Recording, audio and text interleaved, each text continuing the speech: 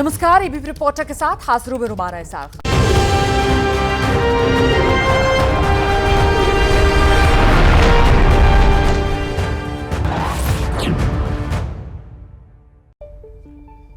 और आइए विस्तार से खबरों का हम रुख करेंगे। हरियाणा में आज से राहुल गांधी शुरू करने जा रहे हैं विजय संकल्प यात्रा। 3 दिन तक हरियाणा में राहुल गांधी विजय संकल्प यात्रा पर रहेंगे। दरअसल आज हरियाणा के अंबाला से राहुल गांधी अपनी इस चुनावी यात्रा की शुरुआत करने जा रहे हैं। विजय संकल्प यात्रा में प्रियंका गांधी भी राहुल गांधी के साथ होंगी, नजर आएंगी हरियाणा विधानसभा चुनाव में प्रचार के लिए।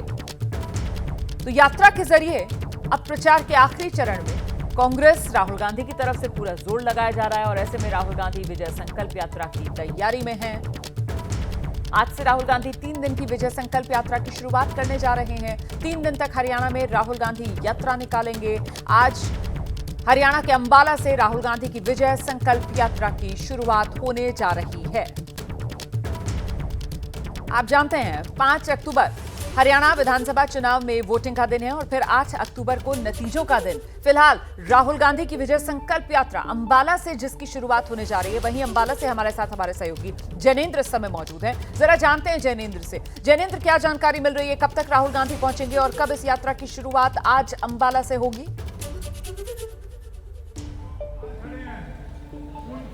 बिल्कुल रोमाना, अब से कुछ ही देर में राहुल गांधी और प्रियंका गांधी यहां पर पहुंचेंगे और उनके साथ में भूपेंद्र सिंह हुड्डा और कुमारी सैलजा को भी होना है। हालांकि अभी तक जो ये बड़े 4 चेहरे हैं वो नहीं पहुंचे, इंतजार किया जा रहा है। ये जो पहला कार्यक्रम है अंबाला के नारायणगढ़ विधानसभा में, उसकी ये तैयारियां आप देख रहे हैं। यहीं पर पहली एक सभा होगी जिसे राहुल गांधी संबोधित करेंगे और इसके बाद राहुल गांधी की बस यात्रा यहां से शुरू होगी। तो जो समय बताया गया था वो 11 बजे का ही बताया गया था। समय हो चुका है, लोग भी पहुंच चुके हैं। अब इंतजार राहुल गांधी के पहुंचने का है।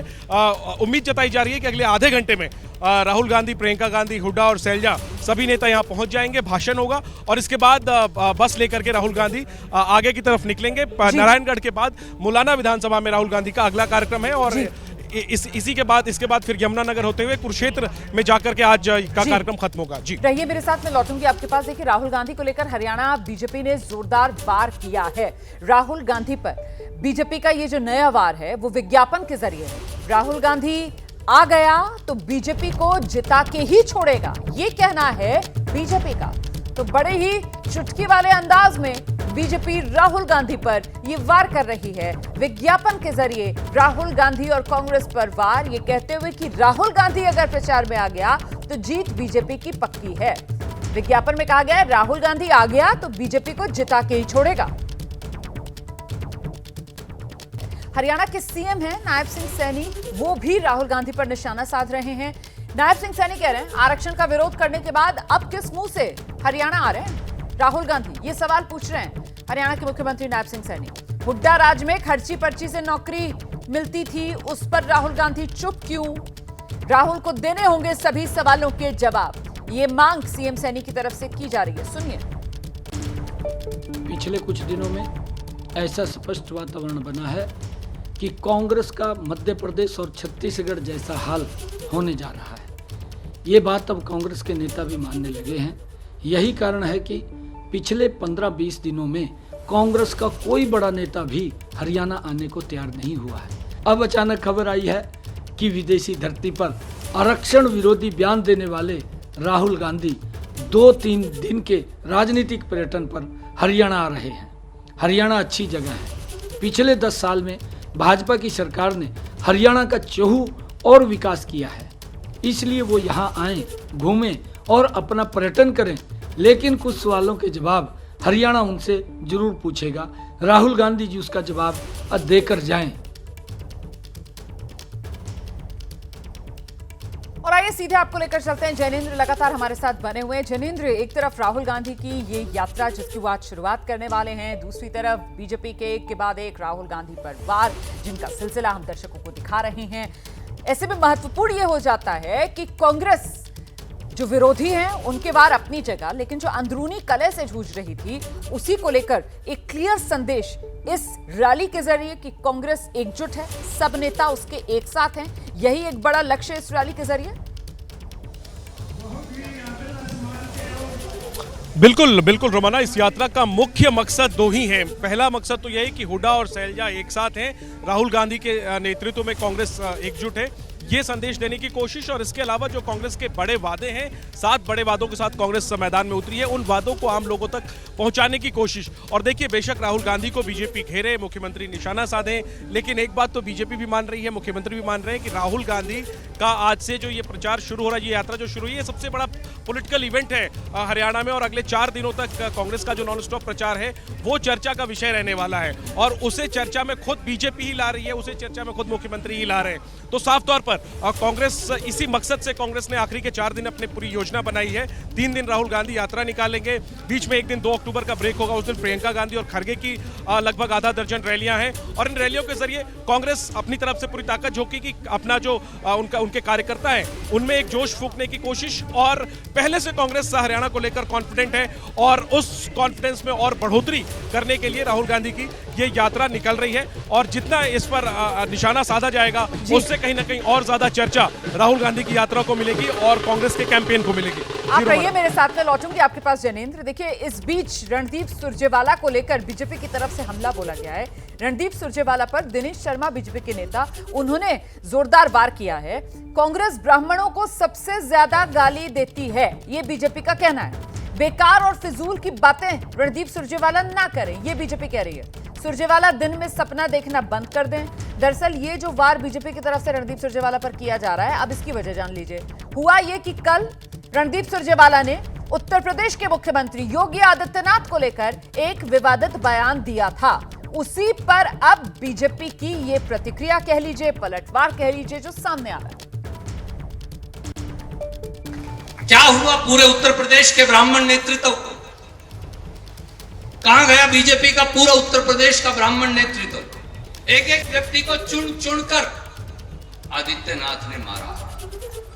एक एक व्यक्ति को चुन चुनकर चिन्हित करके पंडित जी बीजेपी के लोगों ने नकारा है। एक एक व्यक्ति को चुन चुनकर उनके नेतृत्व को समाप्त किया है, क्योंकि सब जानते हैं ये नेतृत्व इस देश का सबसे बड़े प्रांत से आता है और वो उत्तर प्रदेश है। इसलिए अगर आदित्यनाथ को जिंदा रखना है तो ब्राह्मण समाज को मारना पड़ेगा। उनको मारकर उसके बाद उनकी राजनीतिक जो मार है, उसके बाद फिर आदित्यनाथ का कद बढ़ा। अजय सिंह बिष्ट उर्फ आदित्यनाथ, जिसका नाम भी आदित्यनाथ असली आया था यहाँ जलसा करने हरियाणा में। मैंने पूछा, अजय सिंह बिष्ट अपना नाम तो असली बता दिया करो, तो माँ बाप ने दिया था, कम से कम अपने आप को आदित्यनाथ। दिनेश शर्मा जी, सुरजेवाला का आरोप है कि यूपी और हरियाणा में ब्राह्मणों का उत्पीड़न हुआ है। मुझको लगता है कि सुरजेवाला जी को दिन में सपना आ रहा है, क्योंकि जितना उत्पीड़न सुरजेवाला जी ने और हुड्डा ने हरियाणा में किया, वो एक मिसाल बन गया था। और उसके उत्पीड़न से पीड़ित होकर जो सभी जातियों ने किया, और खासतौर से ब्राह्मणों ने हरियाणा में जबरदस्त किया। अभी मैं होके आया हूँ हरियाणा, मैं समझता हूँ 8-10 हजार लोग केवल 2 दिन के उसमें आए हैं। तो आप ये बताइए, आप तो यहाँ डिप्टी सीएम भी रहे, आप वर्तमान में सांसद भी हैं, और कर्म से भी आप ब्राह्मण हैं और जाति से भी ब्राह्मण हैं, तो ऐसे में आपको लगता है कि सुरजेवाला का जो आरोप है कि यूपी में ब्राह्मणों का उत्पीड़न हुआ है, ये सही है? सुरजेवाला को मैं समझता हूँ कि ईश्वर बुद्धि दे, उनको पता ही नहीं ब्राह्मण कौन है। ब्राह्मण वो है जो अपने धर्म को, सनातन संस्कृति को अक्षुण्ण रखना चाहता है। ब्राह्मण वो है जो अपने देवी देवताओं का सम्मान चाहता हो। ब्राह्मण वो है जो अपने भारतीय संस्कृति का प्रतिपादन करता हो। और ये सारा काम मोदी जी के नेतृत्व में भारतवर्ष में बहुत अच्छी तरीके से हो रहा है। पठन पाठन की प्रक्रिया से लेकर 10% गरीब सवर्णों का आरक्षण देने का काम भी माननीय मोदी जी के नेतृत्व में किया गया। ये पीड़ा है। ब्राह्मण ये वाला भिक्षु नहीं रहा कि आपसे कोई धन की वो करता हो, वो सम्मान की मांग करता है, और सम्मान मोदी जी ही दे सकते हैं और योगी जी ही दे सकते हैं। इसलिए सुरजेवाला जी, आप होते ना कि 100 चूहे खाकर बिल्ली चली हज को, तो वो वाला काम मत करो।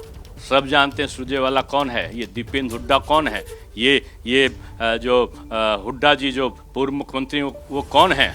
खड़े होकर सड़कों पर, चौराहों पर गाली देते थे जात को ले लेके, ए पंडित अगर जाति की बात कर रहे हो तो जाति का सबसे ज्यादा अपमान आपने और आपके सहयोगी दलों ने किया है। इस बीच समाजवादी पार्टी के विधायक है, नाम है महबूब अली। उन्होंने एक बड़ा विवादित बयान दे दिया है। योगी सरकार को समाजवादी पार्टी विधायक ने बाकायदा चेतावनी दे दी है। मुस्लिम आबादी बढ़ गई, तुम्हारा राज खत्म हो जाएगा, ये कह रहे हैं समाजवादी पार्टी विधायक। 2027 में तुम जाओगे, हम आएंगे। ये बयान देने वाले महबूब अली उत्तर प्रदेश में बिजनौर से विधायक हैं। अब तुम्हारा राज खत्म हो जाएगा, आबादी बढ़ रही है मुसलमानों की इतनी, और आगे सत्ता में आ जाएंगे। ये काम तो मुगलों के बस की नहीं, जो 850 साल हुकूमत कर गए, उनकी हैसियत कुछ नहीं हुई। आज गुमराह के देश को चलाने वाले ये एहसास कर ले कि हिंदुस्तान का आवाज जाग चुका है, पार्लियामेंट ने भी जवाब दिया है, और आने वाले वक्त में इंतजार कर ले, 2027 के अंदर आप जाएंगे जरूर, और इंशाअल्लाह हम आएंगे जरूर। तो समाजवादी पार्टी के विधायक महबूब अली का ये जो बयान सामने आया ना, इसको लेकर बीजेपी की तरफ से पलटवार किया गया है। उत्तर प्रदेश के पूर्व डिप्टी सीएम दिनेश शर्मा ने इस मामले पर अपनी बात रखी। वो कह रहे हैं जनसंख्या बल की धमकी ना दे समाजवादी पार्टी, उनके नेता समझ जाएं हम भी कमजोर नहीं हैं, मोदी और योगी शेर हैं। किसकी आबादी बढ़ गई और किसकी घट गई, ये एक चर्चा का विषय हो सकता है, लेकिन अगर आप आबादी के आधार पर चुनौती दो तो आपको जानकर ये जरूर जान लेना चाहिए कि शेर अकेले भी चलता है। मैं किसी जाति और धर्म के बारे में नहीं कह रहा हूँ, ऐसी मानसिकता वाले व्यक्ति के बारे में कह रहा हूँ। मोदी जी और योगी जी शेर हैं, और बहुत ज़्यादा समूह बनाकर अगर आप कुछ बात करना चाहते हो तो ये आपकी गलतफहमी है।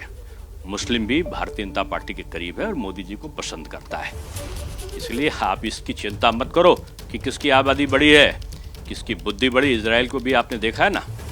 मैं हिंदू और मुसलमान की एकता की बात करता हूं, और आप उसको तोड़ना चाहते हो, ये ठीक नहीं है। कांग्रेस अध्यक्ष मल्लिकार्जुन खड़गे पर गृहमंत्री अमित शाह ने जोरदार पलटवार किया है। मल्लिकार्जुन खड़गे के भाषण में कड़वाहट और द्वेष था, ये कहना है अमित शाह का। मल्लिकार्जुन खड़गे ने बयान में बेवजह प्रधानमंत्री को घसीटा। मोदी के खिलाफ कांग्रेस में नफरत और डर है, ये कहकर अमित शाह की तरफ से मल्लिकार्जुन खड़गे पर निशाना साधा गया। और साथ ही साथ उन्होंने ये भी कहा मल्लिकार्जुन खड़गे 2047 तक स्वस्थ रहें, जीवित रहें, विकसित भारत देखें, ये हमारी कामना। दरअसल कल मल्लिकार्जुन खड़गे ने कहा था मोदी को हटाने तक मैं जिंदा रहूंगा। आपको बता दें कल एक चुनावी सभा में मल्लिकार्जुन खड़गे की तबीयत बिगड़ गई थी। इस दौरान उन्होंने कहा मैं अभी 83 साल का हुआ हूं, इतनी जल्दी मरने वाला नहीं हूं, जब तक मोदी को नहीं हटा दूंगा तब तक जिंदा रहूंगा। और इसी को लेकर अब गृहमंत्री अमित शाह, जिन्होंने एक्स पर पोस्ट कर ये पलटवार किया है। मुंबई के कोल्डप्ले कॉन्सर्ट को लेकर बड़ी खबर सामने आ रही है। बुक माई शो के जो सीईओ हैं उन्हें दोबारा समन किया गया है। मुंबई पुलिस की जो ईओडब्ल्यू विंग है उसने समन भेजा है। इकोनॉमिक ऑफेंस विंग मुंबई की, और उसी की तरफ से ये समन भेजा गया है। दोबारा ये समन भेजा गया है। पुलिस के सामने पहले पेश नहीं हुए सीईओ आशीष हेम्ब्रजानी। राजनेताओं से हालांकि मिल रहे हैं बुक माई टिकट के सीईओ आशीष हेम्ब्रजानी, लेकिन पुलिस के सामने वो पेश नहीं हो रहे। बुक माई शो के सीईओ हैं आशीष हेम्ब्रजानी। पूछताछ के लिए फिर से उन्हें बुलाया गया है। पहले समन का उन्होंने जवाब तक नहीं भेजा था। कॉन्सर्ट की टिकटों की कालाबाजारी का ये पूरा मामला जो अब गरमाया हुआ है। सुनो ना, अब ऋषभ सर को मिलना है। आप फोटो क्यों ले रहे हैं? तो ये आप देख रहे हैं तस्वीरें, ये आशीष हेम्ब्रजानी की तस्वीरें। बुक माई शो के सीईओ हैं वो। आप फोटो क्यों ले रहे हैं? राजनेताओं से वो मुलाकात कर रहे हैं, और जहां उन्हें समन किया जा रहा है मुंबई पुलिस के सामने वो पहुंच नहीं रहे। तो ताजा मामला है वो मुंबई पुलिस की जो इकोनॉमिक ऑफेंस विंग है उसकी तरफ से उन्हें समन किया गया। और ये दूसरी बार है जब पुलिस ने तलब किया है आशीष हेम्ब्रजानी को। इससे पहले जब उन्हें समन किया गया तो वो पहुंचे नहीं पुलिस के सवालों का जवाब देने के लिए। उनकी तरफ से कोई वजह भी नहीं बताई गई कि आखिरकार वो क्यों नहीं पहुंच रहे हैं। और ऐसे में अब दोबारा समन किया गया है। बुक माई शो के सीईओ आशीष हेमरजानी को। निशम सर को मिलना है इधर। एक मिनट, आप फोटो क्यों ले रहे हैं? सुनो ना, आप निशम सर को मिलना है इधर। एक मिनट, आप फोटो क्यों ले रहे हैं?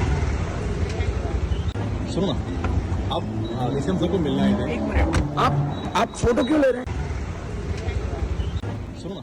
और आइए सीधे आपको लेकर चलते हैं, हमारे साथ हमारे सहयोगी गणेश ठाकुर इस समय मौजूद हैं। गणेश, ये आशीष हेमरजानी की तस्वीरें भी आई हैं एबीपी न्यूज पर, हम एक्सक्लूसिव दर्शकों को तस्वीरें दिखा रहे हैं जहां समन किया जा रहा है पुलिस की तरफ से, वहां वो पहुंच नहीं रहे हैं। और ऐसे में जो पॉलिटिकल सर्कल्स हैं, कौन कौन से राजनेता जिनसे मुलाकात करने के लिए नजर आ रहे हैं यहाँ पर निकले हुए अपने घर से आशीष हेमरजानी?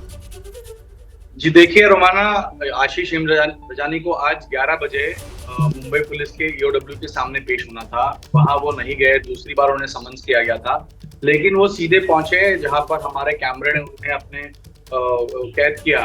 वो पहुंचे डिप्टी सीएम और राज्य के गृह मंत्री देवेंद्र फडणवीस के निवास स्थान पर, लेकिन देवेंद्र फडणवीस ने उन्हें मिलने से इनकार कर दिया। वो कोशिश करते रहे कि कहीं उनसे मुलाकात हो जाए और वो कहीं ना कहीं अपनी बात उनसे रखें, या उनकी कोशिश रहेगी कि कोई राजनीतिक दबाव बनाया जाए, लेकिन वो नहीं हो पाया। फडणवीस ने उनसे मिलने से मना कर दिया। वो सीधे कैबिनेट के लिए मीटिंग के लिए चले गए। उसके बाद जब हमारे कैमरे ने उनसे सवाल किया तो कैमरा खींचने की कोशिश की, कैमरा बंद करने की कोशिश की और कोई सवाल के जवाब नहीं दिया और वहां से वो चले गए। बताया जा रहा है कि कहीं ना कहीं और भी राजनेताओं से मिलने की वो सब कोशिश करते नजर आए, लेकिन कोई भी उनसे मिल नहीं रहा, क्योंकि मामला ही वैसा है। आर्थिक भ्रष्टाचार का आरोप लगा है, ये काफी ट्रेंड हो रहा है ये पूरा मामला कि कालाबाजारी हुई, लाखों में टिकट बिक रहे हैं। तो क्या ये कुछ छुपाने की कोशिश कर रहे हैं? अगर जैसे हम कहते हैं चोर की दाढ़ी में तिनका, अगर सब इनका सही चल रहा था, कोई भ्रष्टाचार या कोई ब्लैक मार्केटिंग नहीं हुई, तो पुलिस के सामने क्यों नहीं जा रहे? और पुलिस के सामने जाने के समय पर ये मंत्रियों से मिलने की कोशिश कर रहे हैं, जहां से उन्हें वहां से बाहर निकाला जा रहा है। तो ऐसे में कई सवाल बन रहे हैं कि आशीष हेमरजानी को छुपाने की कोशिश कर रहे हैं। तो गणेश, ये जो तस्वीरें हम दिखा रहे हैं इस समय एबीपी न्यूज के दर्शकों को, ये देवेंद्र फडणवीस के जो आवास है उनका, उसके बाहर की तस्वीरें हैं। मतलब जहां पर पहुंचे थे आशीष हेमरजानी, मुलाकात किसी तरीके से चाह रहे थे वो कि महाराष्ट्र के डिप्टी सीएम से हो पाए उनकी, लेकिन वो हुई नहीं, क्योंकि आप बता रहे हैं कि देवेंद्र फडणवीस ने उनसे मुलाकात नहीं की। तो ये उन्हीं के आवास के बाहर की तस्वीरें हैं क्या? जी बिल्कुल, हमने उनसे पूछा कि क्या आप डीसीएम साहब से मिले, तो उस सवाल पे ही वो नाराज हो गए। आप कैमरा क्यों शुरू कर रहे हैं, कैमरा बंद करिए। उन्होंने वहां पुलिस को बुलाया, हमारे जो प्रतिनिधि हैं उनको उनका फोन भी छीना उन्होंने और पुलिस के हवाले किया। बाद में पुलिस से हमने फोन ले लिया जिसपे ये तस्वीरें कैद हुई थी।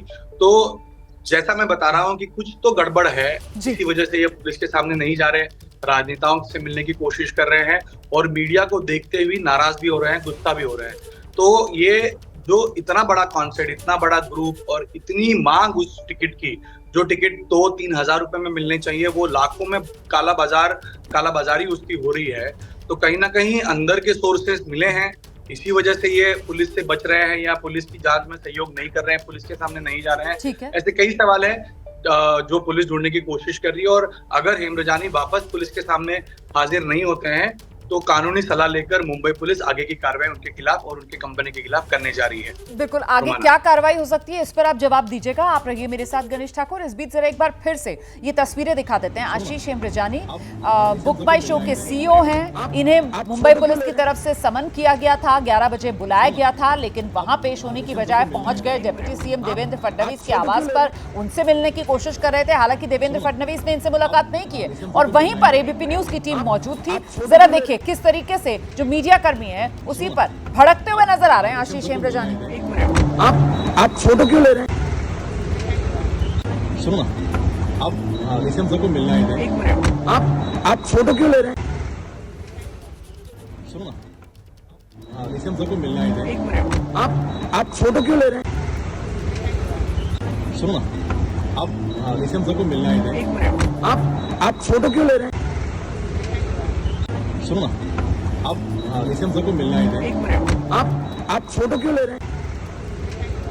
और इस बीच आपको बता देते हैं, कोल्डप्ले कॉन्सर्ट की टिकटों को लेकर विवाद जो है वो लगातार बढ़ रहा है। मीडिया पर ये भड़कते हुए नजर आ रहे हैं बुक माई शो के सीईओ आशीष हेमरजानी। कॉन्सर्ट की हजारों की टिकट लाखों में जो बिक रही है, उसी को लेकर ये मामला जो नजरों में आया। कॉन्सर्ट की टिकटों में कालाबाजारी का आरोप लगा। पुलिस के सामने आज पेश होना था, हुए नहीं आशीष इम्रजानी। अब तक 2 बार उन्हें समन भेजा जा चुका है। एबीपी न्यूज के सवालों से बचकर आशीष इम्रजानी निकलने की कोशिश में नजर आए। गणेश ठाकुर लगातार हमारे साथ बने हुए हैं। गणेश, ऐसे में अब सवाल ये बनता है कि आखिरकार 2 बार पुलिस के समन को इस तरीके से जो नजरअंदाज किया गया है आशीष इम्रजानी की तरफ से, अब मुंबई पुलिस की तरफ से अगला कदम क्या हो सकता है? जी देखिए, जैसे मैंने कहा कि एक और समन्स भेजा जाएगा, शायद वो कल का ही समन होगा। कल को अगर आज नहीं आते हैं, वो 11 बजे आना था, अब तक तो नहीं आए हैं। अगर आज नहीं आते हैं और कल वापस पुलिस उन्हें समन करेगी कल के लिए, उसके बाद अगर वो नहीं आते हैं तो कानूनन उस पर कार्रवाई करने की जहां बात मुंबई पुलिस कर रही है कि हम सलाह लेंगे और उसके आधार पर आगे की कार्रवाई करेंगे। माना महत्वपूर्ण जानकारी आप दे रहे हैं। और कुल मिलाकर ये मामला आखिरकार इतना गरमाया क्यों? ये कोल्डप्ले का जो कॉन्सर्ट होना है, इसकी टिकटों में काला बाजारी, ये संदेह के घेरे में कैसे पूरा का पूरा मामला आया, जिसके बाद बुक माई शो के सीईओ को वो पहला समन, फिर दूसरा समन और अब नौबत यहां तक पहुंच गई है। गणेश जी बिल्कुल, देखिए कोल्डप्ले ये यूके का एक बहुत बड़ा बैंड है जिसकी भारत में बहुत क्रेज है। तो जैसे ही पिछले रविवार को इसका टिकट विंडो ओपन हुआ, टिकट विंडो इसी बुक माई शो पोर्टल से होना था, तो टिकट विंडो जब ओपन हुआ तो कुछ समय में ही, कुछ मिनटों में ही सारे टिकट सोल्ड आउट हो गए। कई लोग जो ऑनलाइन लॉगिन करके बैठे थे वो तो क्यू में चले गए। कुछ मिनटों में ही आपका वेटिंग क्यू 1 लाख के ऊपर चला गया और किसी ज्यादा लोगों को टिकट नहीं मिल पाए, तो लोग डिसअपॉइंट थे कि आखिर ऐसे कैसे हो गया। लेकिन उसके तुरंत बाद शाम में पता चला कि कई लोगों के पास टिकट है और उसकी ब्लैक मार्केटिंग हो रही है। डार्क वेब पर लोग टिकट बेच रहे हैं, लाखों में बेच रहे हैं। ऑनलाइन भी लोग कुछ टिकट बेच रहे हैं जो लाखों में बेच रहे हैं। जिस टिकट की कीमत 3000, 6000, 5000, 11000, 15000 है, उन टिकटों को 5 लाख, 2 लाख, 5 लाख, 10 लाख में बेचा जा रहा था। तो ऐसे में लोग समझ नहीं पा रहे थे कि इनको टिकट मिल सकता है कालाबाजारी करने के लिए, तो हमें क्यों नहीं। और कुछ ही मिनटों में सारे टिकट सोल्ड आउट कैसे होते हैं। लोगों ने तो मीम्स भी बनाए थे कि IRCTC की वेबसाइट में भी आपको टिकट मिल जाएगा रेलवे का, वहां टाउट्स होते हैं, लेकिन बुक माई शो में कोल्डप्ले का टिकट नहीं मिलेगा। तो ये बहुत ट्रेंड हुआ, ये पूरा मामला सोशल मीडिया पर खासतौर पर युवाओं में काफी ट्रेंड हुआ, काफी गुस्सा था ये मामला। उसके बाद कोर्ट पहुंचा, कोर्ट के बाद ये महत्वपूर्ण जानकारी दे रहे हैं हमारे सहयोगी गणेश ठाकुर। बहुत शुक्रिया आपका इस तमाम जानकारी के लिए। इस वक्त बड़ी खबर मैं आपको बताने जा रही हूँ। नोएडा में भीषण सड़क हादसा हुआ है। एक कार और ट्रैक्टर दोनों के बीच जबरदस्त भिड़ंत। इस सड़क हादसे में 4 लोगों की मौत हो गई है। तस्वीरें आपके सामने हैं। देखिए कितना भीषण ये हादसा। इन तस्वीरों को देखकर अंदाजा लगाया जा सकता है जिस तरीके की सीधी भिड़ंत हुई है कार और ट्रैक्टर में। पूरी तरीके से तहस नहस नजर आ रही ये गाड़ी। हालत देखिए कार की क्या हालत हो गई है। कार और ट्रैक्टर की ये टक्कर हुई है और इसके बाद कार सिर्फ एक डब्बे की तरह पिचकी हुई नजर आ रही है। इस हादसे की चपेट में आकर 4 लोगों की मौत हो गई।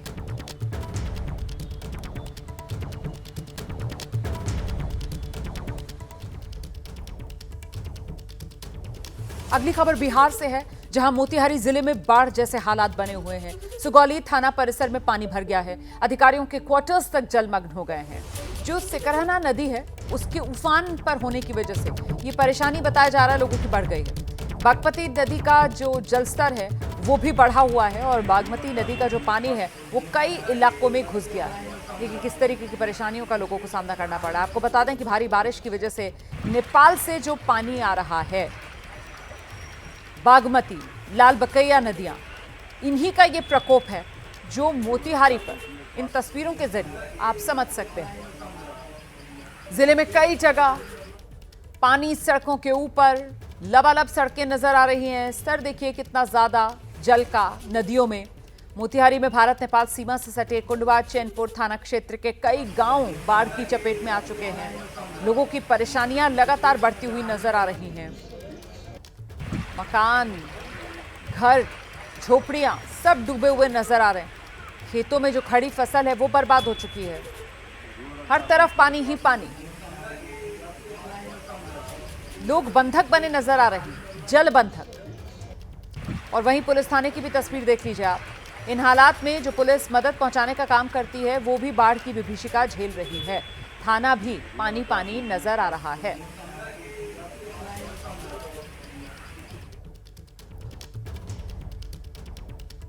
मोतिहारी के बाद अब आपको बिहार के दरभंगा लेकर चलते हैं। यहां तटबंध टूटने से हालात बहुत खराब हो गए। कोसी नदी का तटबंध टूटा है, इस वजह से कई इलाकों में पानी भर गया है। लाखों लोग बाढ़ से प्रभावित हैं, जान बचाने के लिए सुरक्षित जगह तलाश रहे हैं। कोसी बैराज के पास ट्रैफिक को भी रोकना पड़ा। हाँ अरे भाई हम अहाँ का नहीं जाते, लेकिन समलत नहीं, आप नहीं समलत। आप वीडियो बनाना जैसे नेट भर के। अरे तोरी के वीडियो बनाना, सब काम दे, वीडियो काम दे, लाइट भर के। और कब पीछे पोजीशन गड़बड़